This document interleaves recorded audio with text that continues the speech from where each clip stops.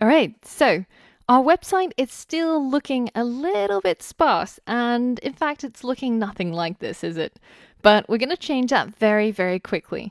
Let's go ahead and add the rest of the content in order to have all the images that we need for our top section. Now, in this lesson, if you look at the resources, you'll find a zip file that you can download. And once you extract that zip file, you should now have a folder called CSS My Site Images. Now, if you double click on this folder, you'll see two images. One is a cloud and another is a mountain. And we're going to try and recreate the scene that they've got over here. So let's go ahead and add those images to our project folder. So if you pull up Atom, and find your project folder, then we're going to go and create a new folder in here called Images.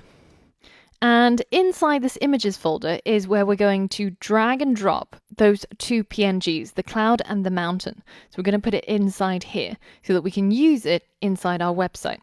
So now we're going to go ahead and add our images so that we have an image of a cloud at the top of our top container. So the source will be images/cloud.png, and the alt text will just be cloud image. And we're going to have another cloud below this paragraph tag. And finally, we're going to have an image of our mountain right at the bottom. So that will be images/mountain.png, and the alt text will just be mountain image. All right, let's hit save and let's refresh to see what our page looks like right now. Now, it looks a little bit weird, right? Why is it that this cloud is taking up its own line and it's not next to either this heading or this paragraph tag, but this cloud is on the same line and next to this mountain image? What is going on here? Well, to understand this, we have to look at the CSS display property. Now, the display property has 4 different values, and we're going to look at them in turn and see what each one of these does. Now, if we switch on pesticide again, you can see that the box around the cloud is only as large as the image, as is the box around the mountain and this cloud. But the box around the H1 and also the paragraph element, they're as long as the width of the page.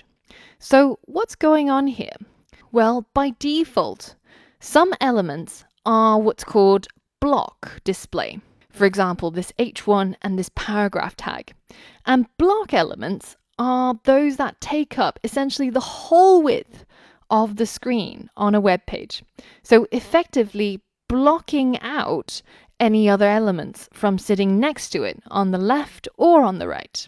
Now, the most common block elements that we would have seen already are our paragraphs, our headers, so H1 through to H6, our divs, our lists and list items, as well as forms. And if we head over to CodePen, and I'm just going to create a new anonymous pen, let me just get rid of the JS editor, and I'm going to have my view with my editors on the right. So now I'm going to go ahead and create 2 block elements. So we know that paragraphs are block elements. So let's create a paragraph called hello, another one called world. Now, if I select the paragraph tag in my CSS and I give them both a background color of, say, red, then you can see that the entire paragraph takes up the whole width of the web page. So it's blocking any other element from being on the same line next to it on the right or on the left. Now, here's a related problem. Say if I wanted to look at this paragraph tag, which we now know to be a block element. What if I wanted to style the pro part of it differently from the rest of the words in this paragraph tag? How can I only target one part of this paragraph tag? How can I say, for example, underline the word pro so that it says a programmer, but style these 3 characters differently? Well, some of you might think that I could just split up this sentence into 3 paragraph tags. So what if it was A plus a space, then it was pro, and then it was grammar. A programmer. So now I've got this separate paragraph tag for the word pro, and I can give it a class of, say, just the word pro, and I can go into styles and style it differently from the others. So I can say .pro, and this one, if you do a little bit of research on Google, you'll find that in order to make it underlined, you just have to change the text decoration to underline. Now, what happens in this case? Let's check it out. You can see that because the paragraph element are blocking elements, they take up the entire width and they block everything else from being on the same line as themselves. This doesn't actually work. Even though we've been able to target just one part of that line, we can't have it looking like this. So let me show you the solution. Instead of having 3 paragraph tags, so let's just undo this to where we were before. We've got a single paragraph element. What we can do is we can use another HTML element called a span. And inside the span, we can add that word pro, and we can give that span a class of pro. And because we've already selected that class in CSS and we're making that part underlined, then that is going to be applied to the word in this span. Now, if we hit save and we refresh, you can see that we've achieved what we set out to do. And this sentence is still on the same line. Now, why is that? If we switch on pesticide once more, and I hold down the control key, you can see that over here, I'm hovering over the entire paragraph element. But one part of it has a span, and this allows us to select, almost like as if you would highlight a section of your text. Just select one part of the text in order to format it or style it differently. Now, the reason why I'm showing you this here instead of inside the HTML module is because spans like divs don't do very much unless they're used in conjunction with CSS. But another reason why I'm showing it to you now is because the span element is what's known as an inline display element.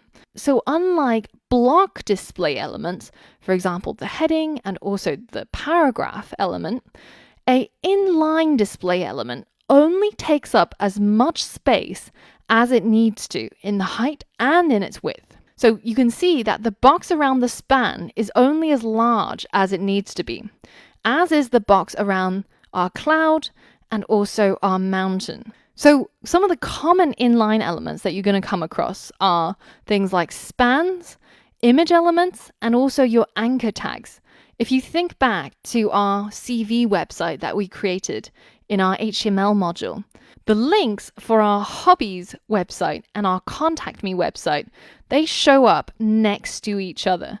And this is because they are inline elements and they do not block other elements from occurring on the same line. In fact, they encourage them to. And so this is why they're called inline elements. Now, if we head back into our code pen and we create another span. Now, while you can have spans that are nested inside paragraph tags or H1s or whatever else it may be, you can also have them as standalones. But you can see here, if we select our span element and we also give it a background color, then you can see that these elements are in line. And even if we had a whole bunch more of these spans, they would continue to be stacked onto the same line until we run out of space horizontally. Now, you might wonder, why would we ever use block elements if we can simply use inline elements? Surely it seems far more flexible. Well, there's just one problem. With inline elements, you can't actually change the width. So if I said the width of all the spans should be 100 pixels, you can see that absolutely nothing happens. But if I specify a width, the same width, to our block elements, then you can see that it complies very eagerly. But it still doesn't let any other element sit on the same line. So what can you do? Well, you can actually change the display property of any given element. So I can make a paragraph element, which we know is by default a block element. I can change its display value to inline.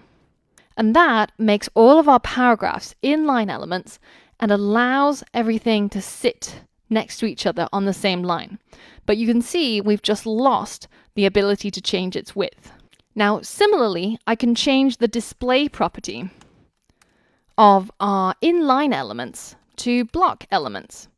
And this allows me to change its width, but it doesn't let them sit on the same line. So what should I do if I wanted elements that can occupy the same line, but at the same time I can set their widths? Which one should I choose then?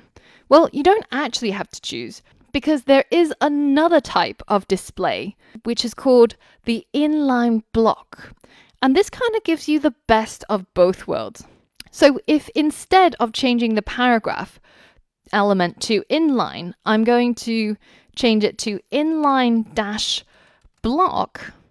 then you'll see that not only am I allowed to change its width, you can see that it's now 100 pixels wide, but I'm also able to make them go onto the same line. So act almost like inline elements. And this is kind of what image elements are like by default. Now, I say kind of because, as always, reality is much more complex than that. But if you're interested, I'll provide a link to more discussion around this. But for our purposes, we're just going to treat images as if they are inline block elements, because we're able to change its width and height to whatever it is that we desire, and they also get displayed as if they're inline elements next to each other. So we've now covered 3 out of the 4 display values that we have access to.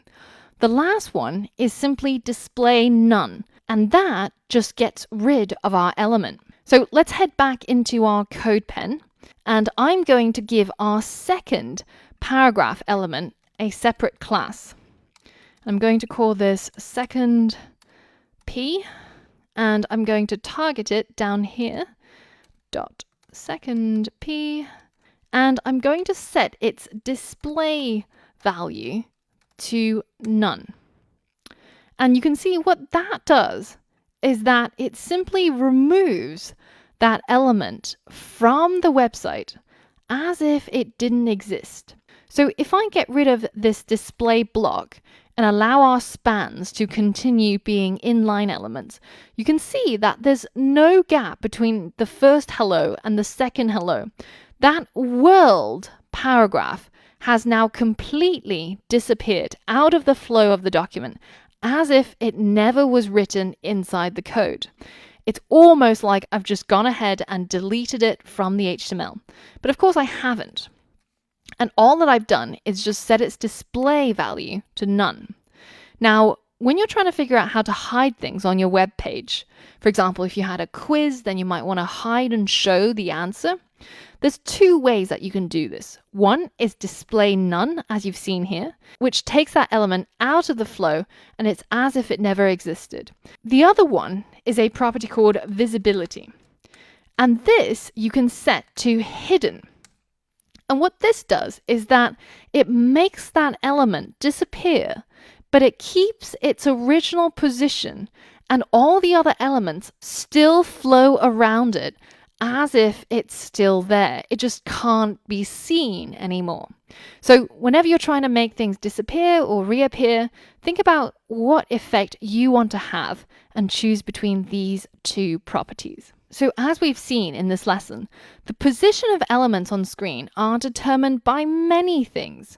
The box model, the margins, the size of the border, the size of the width and the height of the actual element, whether if it's display block or whether if it's display inline, whether if we're allowed to set its width or if we're not. But even before CSS comes into play, you have to remember that there's already rules that govern how your HTML elements should be displayed on screen. So to learn about that and to learn more about CSS positioning, I'll see you on the next lesson.